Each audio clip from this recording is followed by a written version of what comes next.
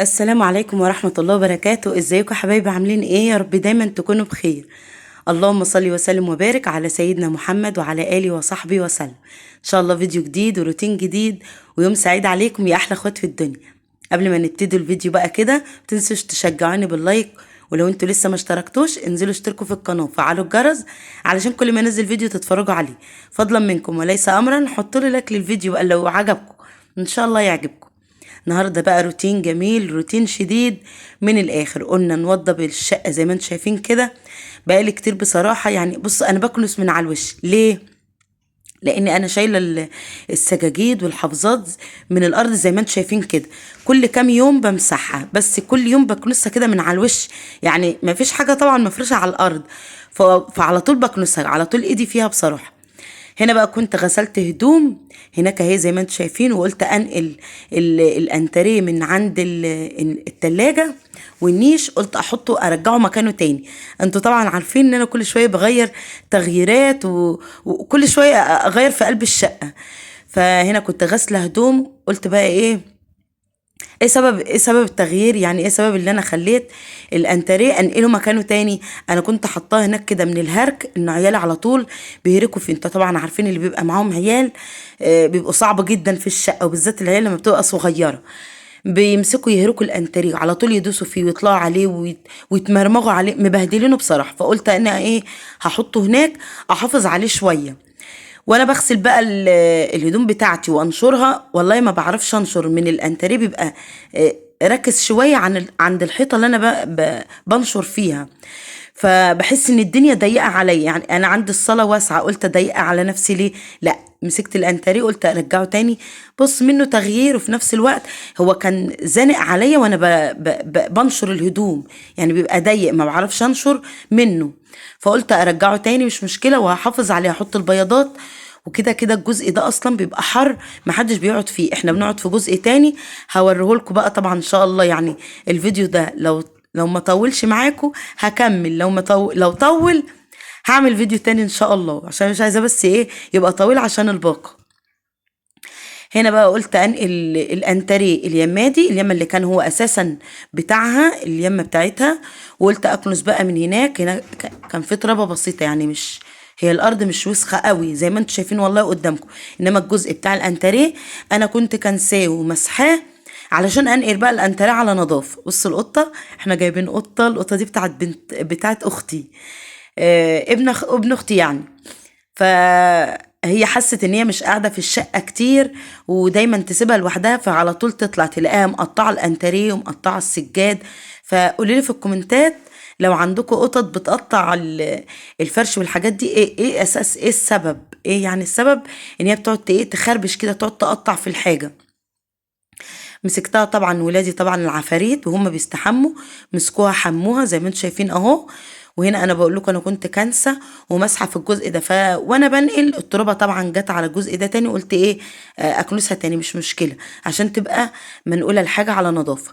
قلت بقى امسك الحفاظات افردها في الارض، لان جوزي بقى قال لي لا انت سايبه دايما الشقه عريانه كده، مش هينفع، وده مش منظر وده مش شكل. وانت عارفين بقى خناقات الازواج اللي هم بيحبوا بيتلككوا بيني وبينكم.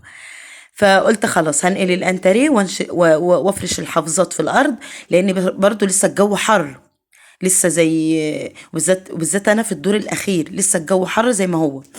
قلت همسك الحافظات افرشها على الارض وافرش بياضات. انا بفرش بياضات كتيره للانتريه، والله مش بداري ملامحها، انا بحافظ عليها بقدر الامكان من عيالي. انتوا فاهمين؟ بصوا القطه دي معفرطاني والله، بوريكم ان هم حموها. هم دلوقتي قاعدين في البانيو، يعني وانا بعمل الفيديو هم سبتهم في البانيو يستحموا، حمولي القطه وخرجوها. وقلت بقى تنشف عقبال ما افرش الانتريه وافرش الصاله الجزء ده وكده. الجزء التاني انا حاطه فيه ركنه والشاشه بتاعتهم قاعدين بيتفرجوا عليها. هتبقى بصوا ان شاء الله، يعني لو الفيديو ده ما طولش هصورها لكم برضو. مسكت بقى البيضات، طبعا البيضات مش ماشيه مع الانتريه خالص، بس انا كنت فرشه البيضات البيضه واللي هي البيضه خالص بيضه ساده، فتوسخت.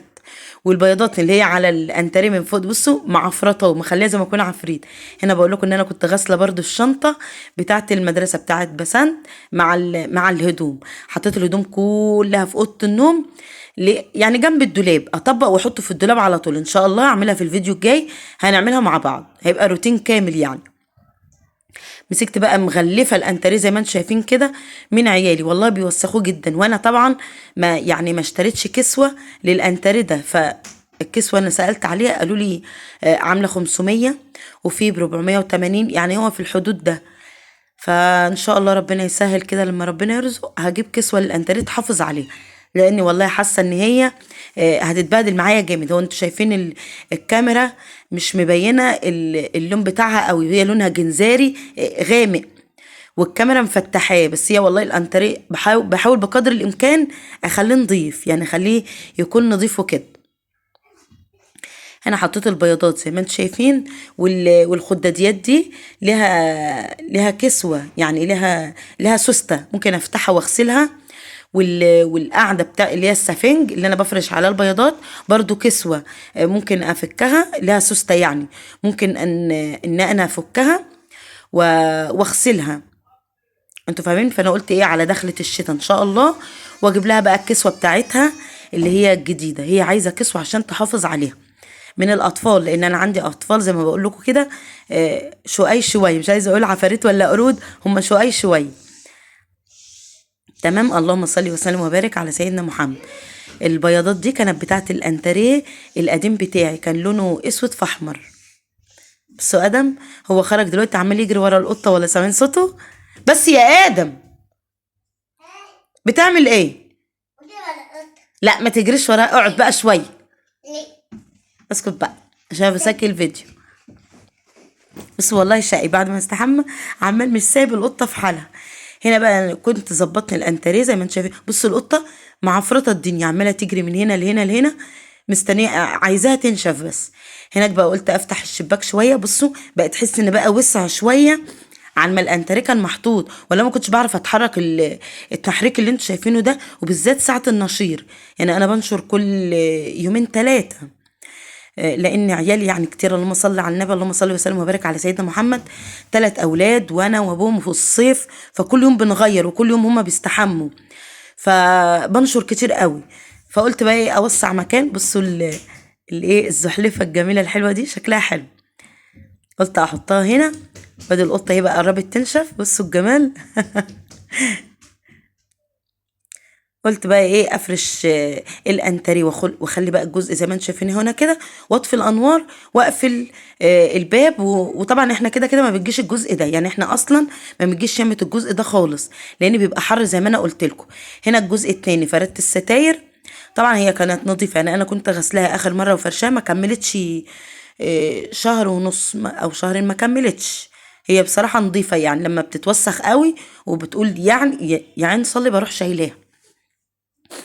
هنا فردتها تاني وسبت بقى الجزء ده بص واسع مريحني، ادخل يمة التلاجة، انشر هدوم. بصوا انا عايزه دايما بحب، يعني انا شقتي واسعه، ليه ان انا ضيقها على نفسي؟ قلت بقى ايه منها تغيير، وفي نفس الوقت القطه جننتني والله طول الفيديو، وفي نفس الوقت اوسع على نفسي وافرش واغير تغيير يعني. هنا الجردل اللي انا حطيته الابيض ده جردل مشابك، انا بحطه على طول هنا، لان على طول بغسل، يعني كل يومين 3 بغسل. مسكت بقى الحافظة فرشتها كده، هي مش لايقة على اللون، بس قلت بقى ايه حافظة بقى، والحافظتين التانيين مش نضاف، قلت برضو هبقى اغسلهم على دخلة الشتاء. افرش الموكيت، وبعد كده احط الحافظات اللي هي النضيفة التانية عليها بعد ما تتغسل. تمام. هنا بقى فرشت خالص زي ما انتم شايفين اهو. احط بقى المساند، كده كده احنا ما بنقعدش في الجزء ده خالص، الجزء اللي بنقعد فيه التاني اللي هو يمة الركنة. فانا حاسه ان الفيديو طول، ان شاء الله اعمل لكم فيديو روتين تاني، انضف الركنة وافرشها واغسل مواعين، واعمل لكم بقى الغدا بتاعنا ان شاء الله النهارده. لان الفيديو ايه انا مش عايزاه يطول عليكم، لاني انا بقالي فتره طويله ما نزلتش فيديوهات، فمش عايزاكم تملوا معايا. لو وصلتوا لحد هنا بالله عليكم ما تنسونيش بتعليقاتكم الجميله، ولو انتوا لسه مشتركتوش انزلوا اشتركوا في القناه وفعلوا الجرس علشان كل ما ننزل فيديو تتفرجوا عليه. فضلا منكم وليس امرا حطوا لي لايك للفيديو.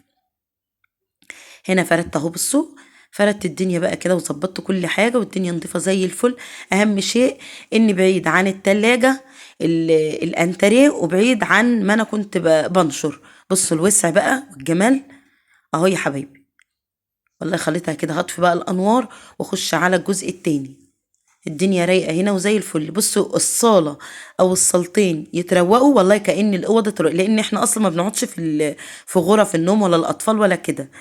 الدنيا اتراقت، الصاله راقت، بحس ان الدنيا كلها بتاعت الشقه راقت. فاهميني؟ كده حبايبي يكون الفيديو خلص. بالله عليكم لو انتوا لسه ما اشتركتوش انزلوا واشتركوا، عشان كل ما انزل فيديو تتفرجوا عليه، وحطوا لي لايك للفيديو ان عجبكم. بس بقى الجزء التاني من الفيديو ان شاء الله هنوضبها.